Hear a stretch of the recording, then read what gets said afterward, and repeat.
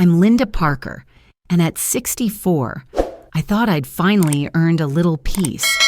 I spent more than 3 decades cleaning hotel rooms until my knees gave out and my hands stiffened. After my husband died, my son asked me to move in with him so I wouldn't have to struggle alone anymore. I believed him. I wanted to believe him. But at 6 o'clock that morning, when the bedroom door burst open and the hallway light cut across my face, I realized just how wrong I'd been. Kelsey, my daughter-in-law, stood in the doorway with her arms crossed, the coldest look settling behind her eyes. "It's 6, Linda," she said, like I'd broken some law. "Eric has to leave for work soon. You cooked all night? Big deal. That doesn't mean you get to sleep in. You live here for free." For a moment, I couldn't even lift my head. My back throbbed from standing over the stove the entire night before. My fingers still smelled like garlic and dish soap. I'd barely closed my eyes 2 hours earlier after scrubbing wine stains out of their carpet until my hands cramped. Behind her, Eric hovered in his work shirt, quiet, avoiding my eyes the way he always did when he didn't want to choose between us. His silence cut deeper than her words. I swung my legs over the side of the bed, trying to steady myself. Something in me trembled, part exhaustion, part disbelief. I had raised a son who once cried when he scraped his knee, who used to run to me for comfort. And now he stood behind a woman who talked to me like I was a burden she regretted letting in. That morning didn't come out of nowhere, though. It was the ending of something that had been unraveling for a long, long time. And to understand how I ended up being yelled at in my own son's house, we have to go back. Before I ever stepped into my son's house with a suitcase and a hopeful heart, my life looked very different. It wasn't glamorous, and it certainly wasn't easy, but it was mine. I had spent more than 30 years working as a hotel housekeeper, pushing metal carts down endless carpeted hallways, breathing in the smell of bleach and stale air conditioning. My body learned the language of labor early. The slow ache in my lower back every morning, the sharp sting in my elbows when I wrung out mop water, the way my knees burned after climbing 3 floors because the elevator was down again. I didn't complain. I always told myself I was lucky to have work, lucky to provide for my family. Tom, my husband, was the only person who could read through that lie. He'd come home from the auto plant with grease on his hands and tell me to sit down, even when I insisted I was fine. He used to say, "You don't have to prove you're strong every day. Lynn, I already know you are." Those words stayed with me, especially after he got sick. The diagnosis hit us like a wave we couldn't outrun. One day, he was laughing and trying to fix the broken porch light. The next, he was coughing up blood in the sink. Cancer moved quickly, and medical bills moved even faster. No one warns you that grief has a price tag in America, but it does, and it claws at you long after the funeral flowers wilt. I remember sitting beside Tom's hospital bed the night before he passed. He was thinner than I'd ever seen him, his hand like warm paper in mine. He whispered, "Promise me you'll take care of yourself when I'm gone." I nodded, but in truth, I didn't know how. I only knew how to take care of others. After he passed, the house felt too big for one person. I could hear the emptiness in it. Some nights I would sit in his armchair and pretend he was coming through the door any minute, dropping his keys on the table like he always did. Other nights, I kept the TV on just to fill the silence. My world shrank without him, reduced to early morning bus rides to the hotel and long evenings folding laundry that no one else would ever wear. Eric visited at first. He'd bring me takeout or groceries, always in a rush, always with his phone buzzing in his pocket. He was moving up at work, managing projects, trying to prove himself. I understood. That's what parents do. We step aside so our children can run forward. But with every visit, he stayed a little shorter, texted a little more, and looked more tired than the last time. Soon, weeks passed between visits. When he did come, he'd stand in the hallway, glancing around like he didn't recognize the place he grew up in. He'd say, "Mom, you shouldn't be living here alone." But the words always felt more like a passing thought than a real concern. Then came the morning my knee gave out on the staircase.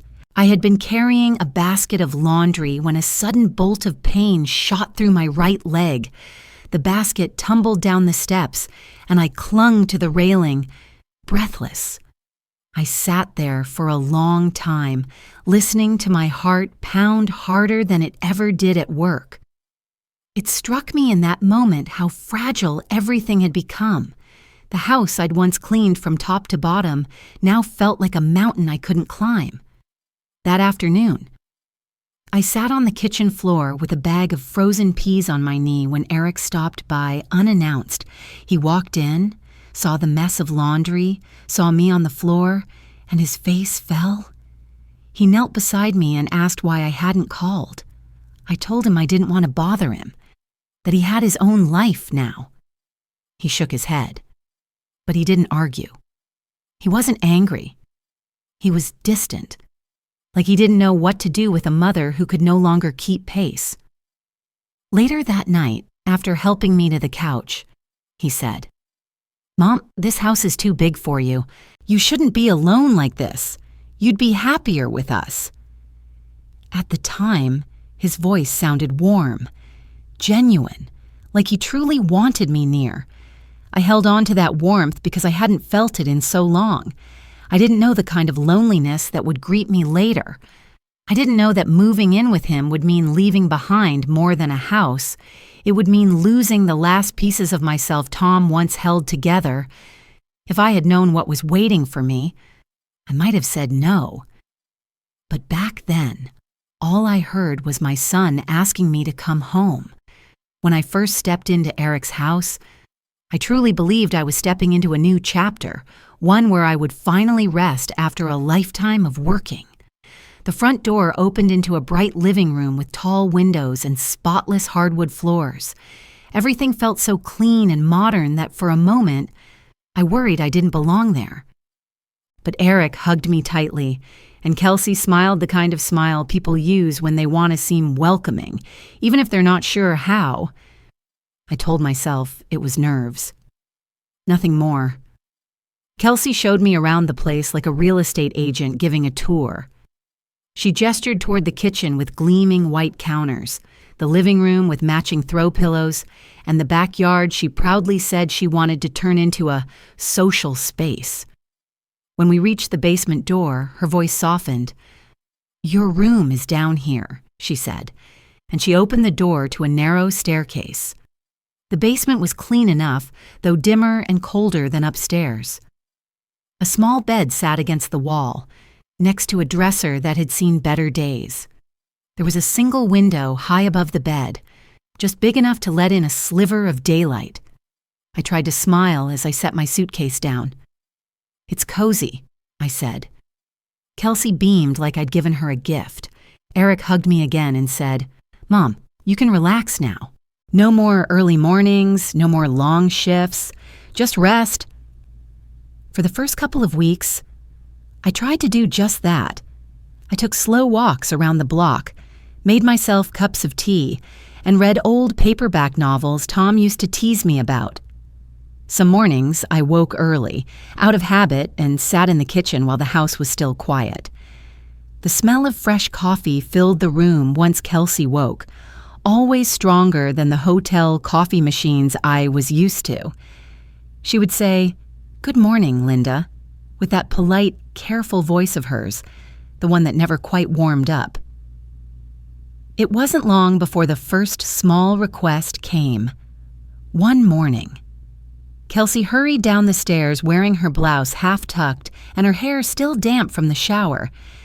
She said she was running late for an online meeting and asked if I could scramble some eggs for her and Eric. I didn't mind.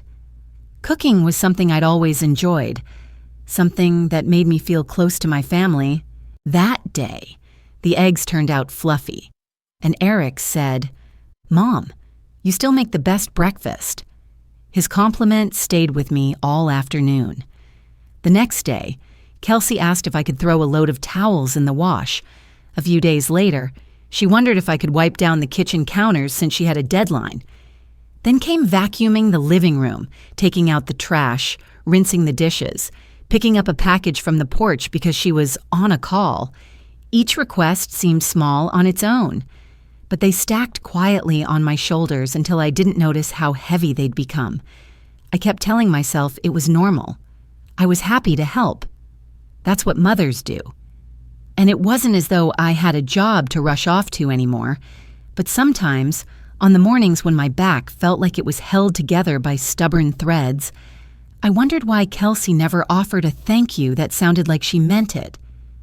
She would say the words, yes, but her tone made it clear she no longer saw the help as a favor. She saw it as my responsibility.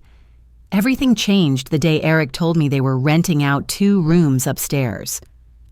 "It'll help with the mortgage," he said casually over dinner. "We found 2 girls, Naomi and Brianna.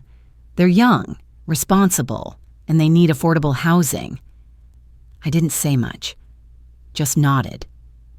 The next week, Naomi moved in first. She was 25, training to be a nurse, with kind eyes and a nervous smile. Then came Brianna, 24, an art student who wore paint-stained sweatshirts and always had earbuds in. They were polite enough, friendly even, but their arrival brought more dishes, more laundry, more footsteps down the hallway, more cups half filled with iced coffee left on the table, and little by little, I began to realize that I had quietly taken on caring for a household of 4 adults without ever agreeing to it. One evening, I stood in the kitchen rinsing out a blender that Brianna had used for a smoothie. Pink berry pulp clung to the sides, refusing to wash off. My hands hurt from the hot water. Kelsey walked in carrying a bag of groceries. "You don't have to wash that," she said, setting the bags down. "But since you're already doing dishes, could you tidy the living room after? We're having someone over tomorrow." I looked down at the blender, then at the sink piled with plates that weren't mine. Something inside me flickered, a small spark of discomfort or realization. I wasn't sure which, but I swallowed it down and said, "Of course." Later that night, I overheard Naomi telling Kelsey, "Linda's so sweet, it's like having a mother here." Kelsey laughed softly and replied, "She likes keeping busy. It works for all of us." The word stung more than any insult. It wasn't the sentence itself, it was how casual it sounded, how natural it felt for her to reduce everything I did to some instinctive desire to serve. But still, I stayed quiet. Still, I told myself I was lucky to have a place to live, lucky to have my son close, lucky not to be alone in that empty old house anymore. I clung to that idea with both hands, even as the world inside this home shifted under my feet. What I didn't know then was that this quiet shift, the one I kept ignoring, was the beginning of the fall, and it was going to get worse before it ever got better.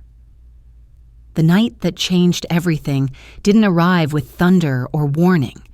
It slipped in quietly, disguised as one of Kelsey's important evenings. A week before the party, she came downstairs holding a printed list of dishes as long as my arm. Her voice was bright, almost too bright, when she said, "Linda, we're hosting a small gathering next Saturday. Nothing huge, just a few coworkers and clients from my agency. I want it to feel homey. Nothing catered. Your cooking would be perfect." She didn't ask. She handed me the list and walked away before I could respond. I stared at the paper. Mini quiche, roasted chicken bites, a charcuterie board, 2 salads, homemade cheesecake, garlic knots, bruschetta. Enough food for a wedding reception, not a small gathering. Eric was tying his shoes near the doorway, pretending to be focused, but I saw him glance up. He gave me a weak, half smile and said, "Mom, you're amazing and you've got this." I nodded, because what else could I do? Saturday arrived with the weight of expectation pressing against my chest. I woke at 5, letting my tired legs dangle off the bed before forcing myself to stand. The basement air was cold, colder than usual, but I could already hear footsteps upstairs, the shower running, cabinets opening and closing. Kelsey wanted the house spotless. I could feel her urgency through the floorboards. By 9, the kitchen counters were covered with chopping boards and bowls. The oven beeped constantly, sometimes to preheat, sometimes because I'd forgotten something inside.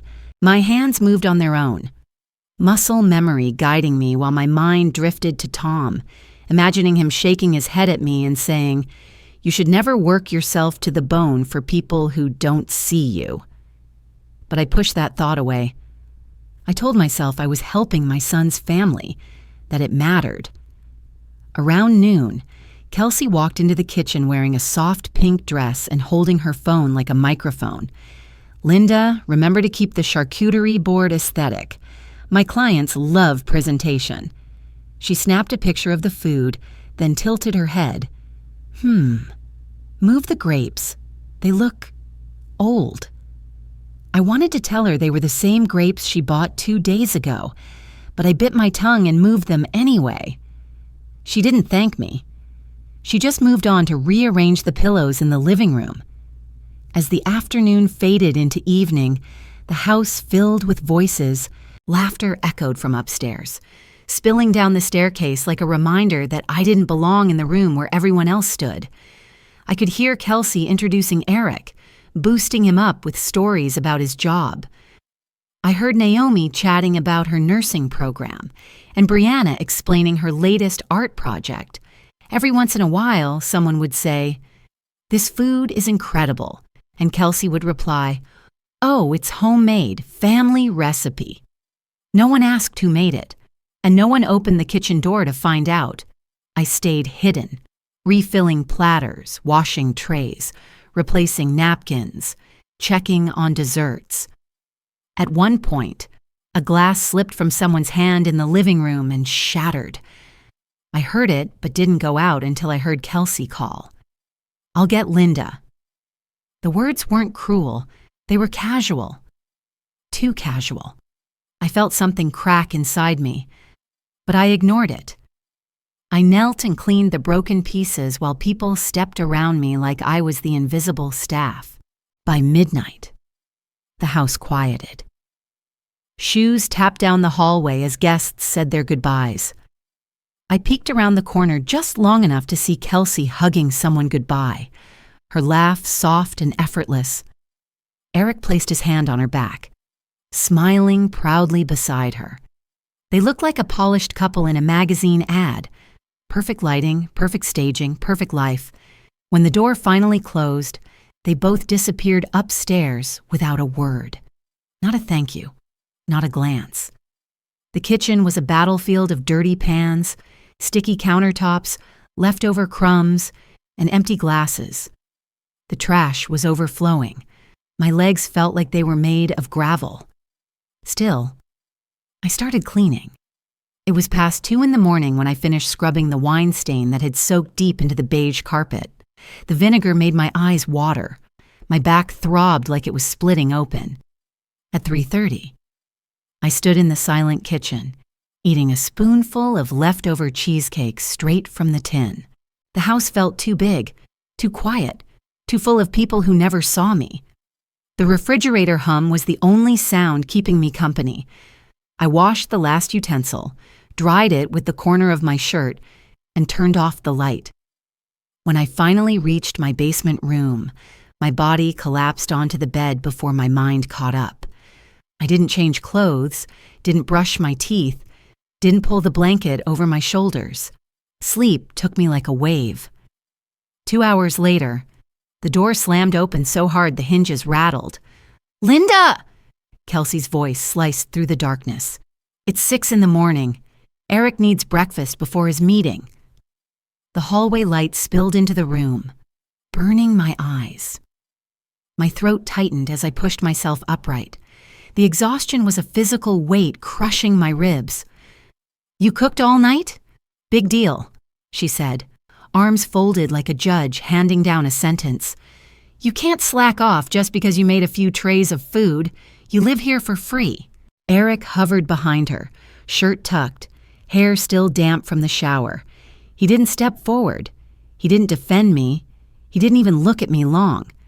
His silence was louder than her cruelty. As I swung my legs over the side of the bed, a sharp pain shot through my knee so suddenly I gasped. The room tilted. For the first time, I felt something inside me shift, something small but powerful. A thought whispered, faint but unmistakable. "I don't deserve this."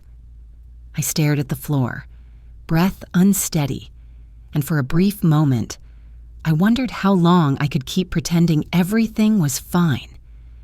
Little did I know, that moment, that tiny break in me, was the first step toward everything that would come next. I didn't think my legs would carry me, but they did as I began packing. The basement felt colder, as if it already knew I was leaving. I folded 2 shirts, a pair of jeans, and slipped Tom's photo into my bag. My hands trembled, not from fear, but from finally admitting I was done pretending things would get better. When I climbed the stairs with my suitcase, every step sent a dull bolt through my knee. Naomi peeked from her door and whispered if I was okay. I told her I'd be fine. She nodded, unsure, and closed the door gently, as if she didn't want anyone upstairs to know she cared. Eric was in the kitchen adjusting his tie when I reached the top. He looked surprised, almost confused, as if he couldn't imagine a world where I chose myself. I told him I wasn't staying. Kelsey appeared behind him, arms crossed, already framing my leaving as drama. I didn't argue. I walked past them, gripping the suitcase like a final piece of courage. Outside, the morning air bit at my cheeks, but I felt lighter than I had in years. I walked to the bus stop, rode into town, and asked for the nearest women's shelter. They gave me a bed, a warm meal, and something I hadn't felt in that house for a long time: kindness. Within a week, I found work washing dishes at a diner. The pay was small, but every dollar felt earned. 6 months later, Eric found me during a slow afternoon at the diner. His wedding ring was gone, and his eyes carried a tiredness I recognized instantly. He asked me to come back, said he needed me, said he was sorry. I listened, but the ache I once felt had settled into clarity. I told him I loved him, but I wouldn't return to a place where love meant servitude. That night, in my tiny senior apartment, I brewed tea and sat by the window. The quiet no longer felt like loss. It felt like proof of what I'd reclaimed. For the first time in years, I wasn't afraid of tomorrow. I wasn't waiting for someone to call my name or hand me a chore. I was simply myself again, tired, older, but finally free. And in that quiet room, I finally understood that freedom can arrive softly, without applause, too.